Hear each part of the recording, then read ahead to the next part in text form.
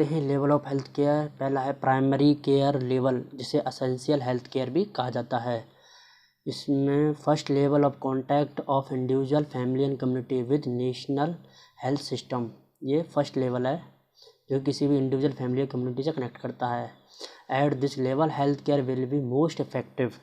In India primary health care is provided by PSC and sub centre with the help of multi-purpose health worker, village health guide and trained DIs। जो primary health care जो है वो PSC और sub centre के द्वारा provide की जाती है, जिसमें वर्कर्स हैं multipurpose health workers, village health guide and trained डाइज। सेकेंडरी केयर लेवल, जिसे इंटरमीडिएट केयर भी कहा जाता है या इंटरमीडिएट लेवल भी कहा जाता है। This level deals with more complex problems. In India this kind of care is provided by CHC and district hospital. जो सेकेंडरी लेवल की केयर है वो community health centre and district level hospitals पर ही provide की जाती है। This level at last is the first referral unit, या first referral level कहा जाता है। जैसे सेकेंडरी लेवल को ही फर्स्ट रेफरल लेवल कहा जाता है और CHC को फर्स्ट रेफरल यूनिट कहा जाता है। Tertiary care level, it is most specialised level of care which required specific facilities. जो टर्सरी लेवल जो होता है उसमें स्पेसिफिक फैसिलिटीज़ जो हैं वो प्रोवाइड की जाती हैं, जैसे कि स्पेशलिस्ट हार्ट फैसिलिटीज़ हुई या फिर आपकी डायलिसिस फैसिलिटीज़ हुई। तो स्पेशल फैसिलिटीज़ जो हैं या स्पेसिफिक फैसिलिटीज़ जो हैं वो टर्सरी लेवल पर ही प्रोवाइड की जाती हैं। In India this kind of case is provided by regional और सेंट्रल लेवल इंस्टीट्यूशन। जो सेंट्रल लेवल के जो इंस्टीट्यूशन होते हैं या रीजनल लेवल के जो इंस्टीट्यूट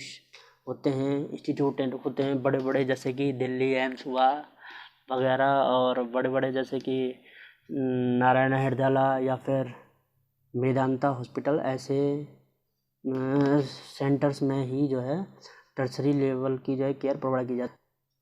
और जैसे कि हमारे राजस्थान में है SMS हॉस्पिटल। फिर आता है प्राइमरी हेल्थ केयर।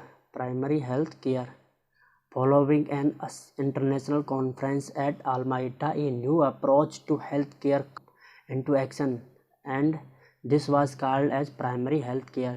जो प्राइमरी हेल्थ केयर है वो आलमाइटा में जो कॉन्फ्रेंस हुई थी वहाँ से ये इनका जो है ओरिजिन हुआ। Alma Ata conference define primary health care as an essential health care made universally accessible to individual and acceptable to them through their full participation and at a cost that the community and country can afford। यानी आलमाइटा जो है वो primary health care को define करती है कि ये एक असेंशियल हेल्थ केयर है जो कि हर एक इंडिविजुअल तक असेसिबल होनी चाहिए, और ये हेल्थ केयर फैसिलिटी ऐसी होनी चाहिए कि इनको हर एक इंडिविजुअल अफोर्ड कर सके, ज़्यादा महंगी ना हो, सस्ती होनी चाहिए। नेक्स्ट है principles of health care. Principles of primary health care. तो प्राइमरी हेल्थ केयर के प्रिंसिपल्स हैं, पहला है इक्विटेबल डिस्ट्रीब्यूशन, दूसरा है कम्युनिटी पार्टिसिपेशन, तीसरा है इंटरसेक्टरल कोऑर्डिनेशन, चौथा है एप्रोप्रिएट टेक्नोलॉजी और पांचवा है फोकस ऑन प्रिवेंशन।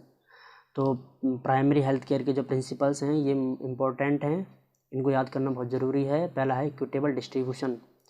तो इसमें हम देखते हैं health services must be share equally by all people in perspective of their ability to pay and all must have access to health services.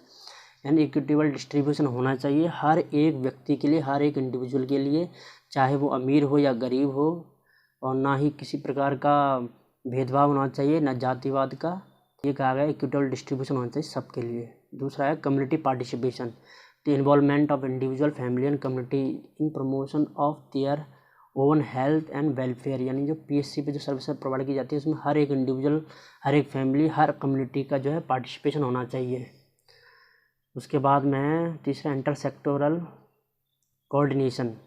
तो coordination between related sector and aspect of national and community development, in particular agriculture, animal husbandry यानी पशुपालन, food industry, education, housing, public work, communication and other sectors. यानी जो primary health centre है या health जो facilities हैं उन sector का हर एक सेक्टर के साथ में, यानी हेल्थ सेक्टर का जो है हर सेक्टर के साथ में कोऑर्डिनेशन होना चाहिए, कम्युनिकेशन होना चाहिए, क्योंकि कोई भी सेक्टर हुआ जो इंडिविजुअली सर्वाइव नहीं कर सकता है।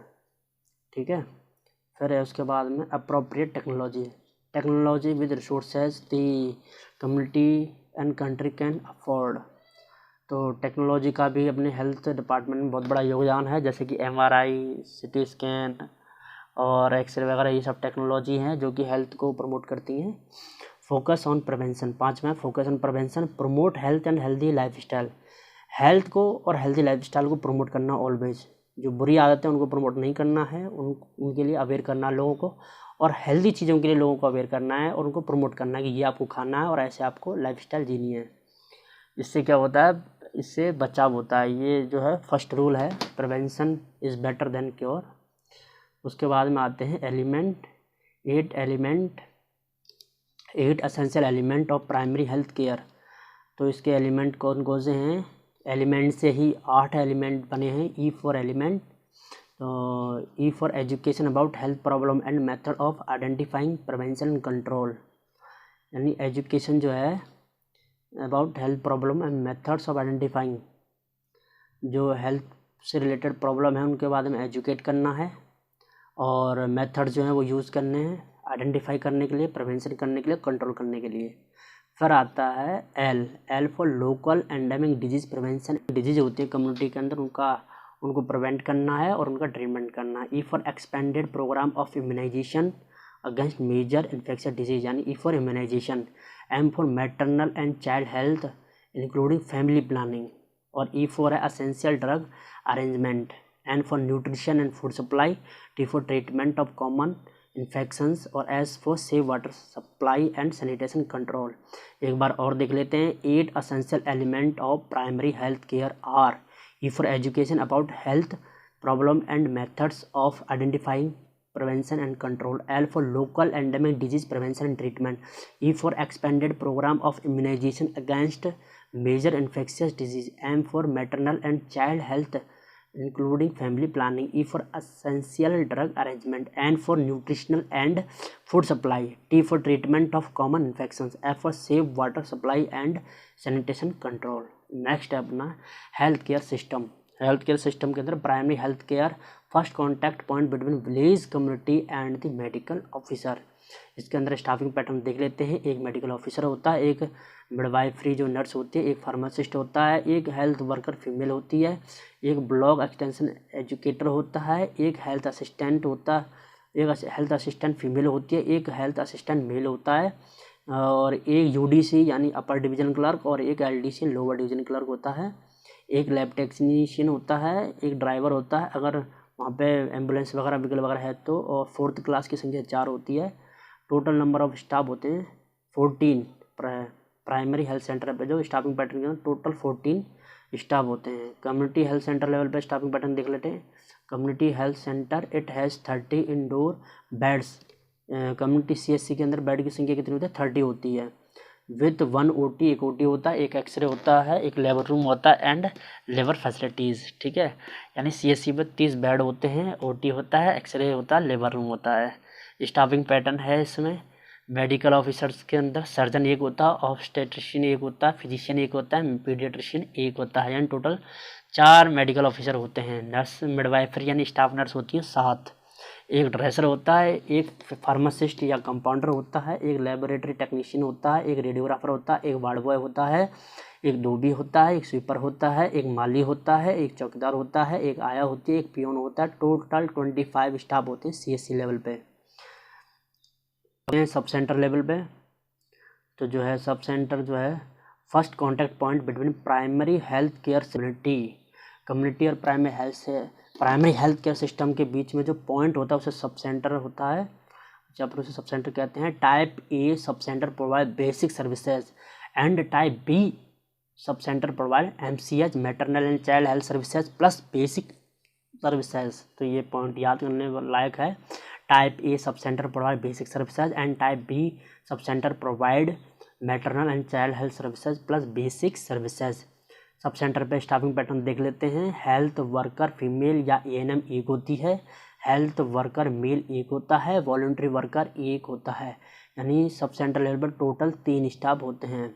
Distribution of sub centre PSC CSC according to population, यानी एक सब सेंटर होता है 3000 पॉपुलेशन हिली या ट्राइबल एरिया में हो, 5000 पॉपुलेशन प्लेन एरिया में हो। 1 PSC, एक PSC होता है 20,000 पॉपुलेशन हिली एरिया में, और अगर प्लेन एरिया में 30,000 पॉपुलेशन तो 1 PSC रहेगा। अगर हिली एरिया ट्राइबल एरिया में 80,000 पॉपुलेशन तो 1 CSC रहेगा, और प्लेन एरिया में 1,20,000 पॉपुलेशन तो 1 CSC रहेगा। यानी कि इनका बेसिकली अपन देखें तो 3,000 से 5,000 पॉपुलेशन पर सब सेंटर होता है, 20,000 से 30,000 पॉपुलेशन पर PSC होता है प्राइमरी हेल्थ सेंटर, और 80,000 से 1,20,000 पॉपुलेशन पर CSC होता है, नहीं वो CSC होता है community health centre. Average number of covered by sub centre जो है 4 विलेज को कवर करता है, PSC 27 विलेज को कवर करता है, और CSC 133 विलेज को कवर करता है। सब सेंटर 4 विलेज को कवर करता है, PSC 27 विलेज को कवर करता है, और CSC 133 विलेज को कवर करता है। ग्रॉस रूट लेवल वर्कर जो बिल्कुल ही लो लेवल वर्कर होते हैं वो अपने विलेज हेल्थ गाइड, लोकल दाइज लो लेवल पर जो काम करते हैं, आंगनवाड़ी वर्कर हैं, आशा हैं, यूषा है। आशा ही फुल फॉर्म है accredited social health activist. So friend, hope आपको कुछ हेल्प मिलेगी। Please like the video and subscribe. Thank you friends.